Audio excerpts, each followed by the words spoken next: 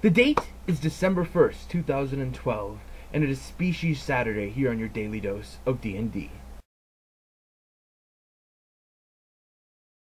Hi, my name is MadMatt1Cal, and you're watching the Daily Dose of D&D for Saturday, December 1st. It is Species Saturday here, and today we're talking about the dwarf. Quick channel note, my glasses are not on at the moment, so you guys can't see light reflections that I know are very annoying, and so that I can still look at my computer, because it's very annoying to not be able to. So, the dwarves, we'll start with the mechanics side. For their ability scores that they get, their racial ability scores, they get +2 to their constitution, making them tough, and then they get +2 to their strength or their wisdom. They are medium-sized creatures, however, flavor-wise, they're pretty short, somewhere averaging at about 4.5 feet tall. They're a bit slower than everyone else, moving at 5 squares, but they do have low light vision, because they're from underground. They do speak Dwarven, in addition to Common. They have a +2 Dungeoneering, and a +2 Endurance. Racial features. First of all, they have a cast iron stomach, when they get +5 to saving throws against poison. They also get the Dwarven Resilience power. This is an interesting feature that lets them use Second Wind, normally a standard action, as a minor action. So they can use it a lot, and that's kind of a convenient thing.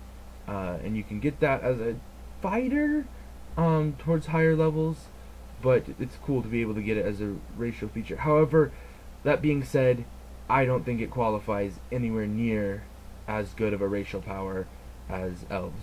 Dwarven weapon proficiency gives dwarves proficiency with the throwing hammer and the warhammer. Encumbered speed. The dwarves also have a racial feature to go with their slow speed, called encumbered speed, and the 5 squares doesn't really change, no matter how much armor or equipment they're carrying. Their final ability is kind of a long one, kind of impressive one, and I learned a little bit more about it than I had before. It's called Stand Your Ground, and essentially dwarves get to resist forced movement. If an effect would move them 1, they get to move 1 less. So if there's a monster that tries to push them 2, it only pushes them 1.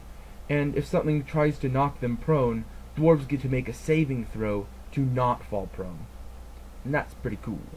Feat-wise, a lot of dwarven racial feats tend to focus on Stand Your Ground, having effects when you successfully make a saving throw against falling prone or being pushed or whatever, making it harder for people to push you around. A lot of other feats tend to focus on the fact that you're kind of short, and so a lot of them let you deal extra damage and get extra effects when someone bigger than you, as in a large creature, tries to do something to you. However, as far as that category of feats goes, it's not as useful because you're still a medium creature, which means even though he's taller than you, a Goliath does not count as being larger than you. In the campaigns that I've played, Stand Your Ground is kind of nice to be able to resist movement, but I'm not forced to move enough, and I don't fall prone enough for it to be a really useful feature. Dwarves do get a lot of feats that let them work well as fighters, and also clerics, specifically of Moradin. They get a lot of, cool lineups there. Role-playing wise, dwarves are known for their short temper, and their long beards, and their stoutness. Dwarves tend to live in clans, making family and relations very important. Also, stoneworking and metalworking are normally pretty important to these dwarven clans, probably as the primary means of employment and wealth acquisition. Dwarves tend to be servants of Moradin, the dwarven god, which kind of makes sense. He's also the god of creation, and dwarves having reputations for being smiths and such kind of makes sense. Dwarves also have long hatreds, and they tend to hate orcs, because orcs live in the same type of mountains and attack them. They also hate drow, because drow tend to come up from the caverns below and attack the dwarven caverns. They also hate giants, not necessarily Goliath, so some of it might transfer, but in old D&D lore, dwarves were the slaves of giants for centuries, until they finally were able to free and help fight the giants off, so they're not huge numbers anymore. So dwarves probably don't like anyone who's taller than them.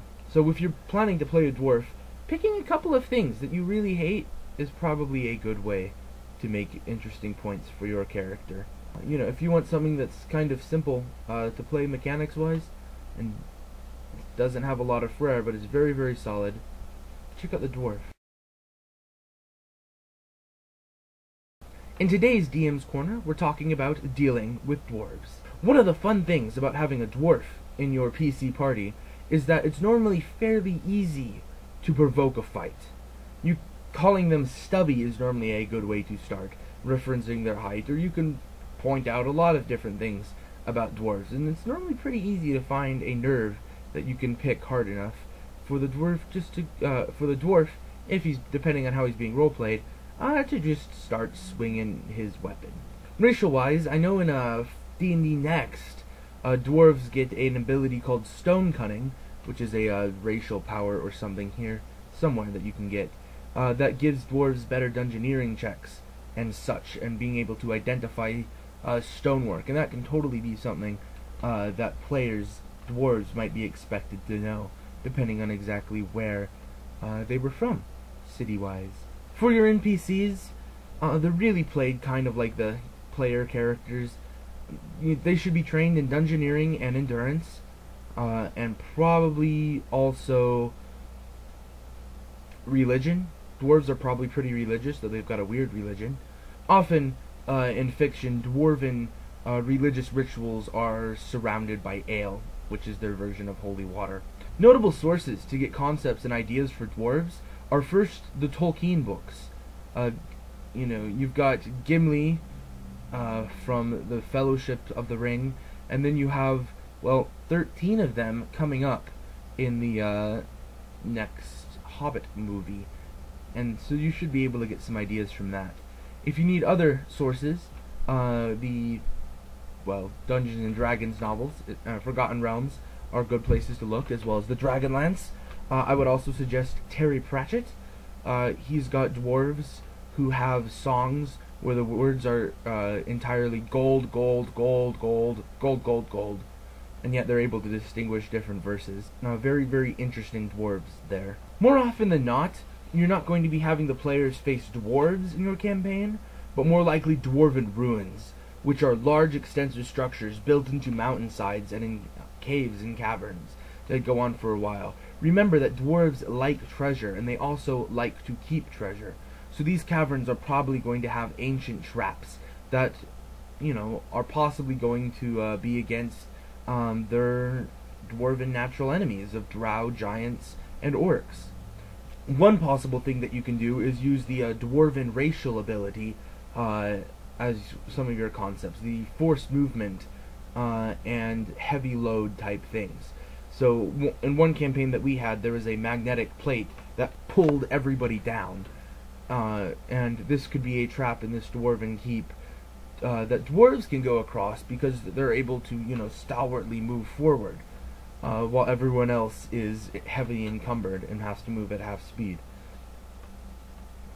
Another thing is you can just have a sluice that just pours water down, and the dwarves, just on your turn, it pushes you one backwards. And if it pushes you one backwards, people fall prone or something. And just have dwarves be able to, hold themselves and be able to start trudging forward as well.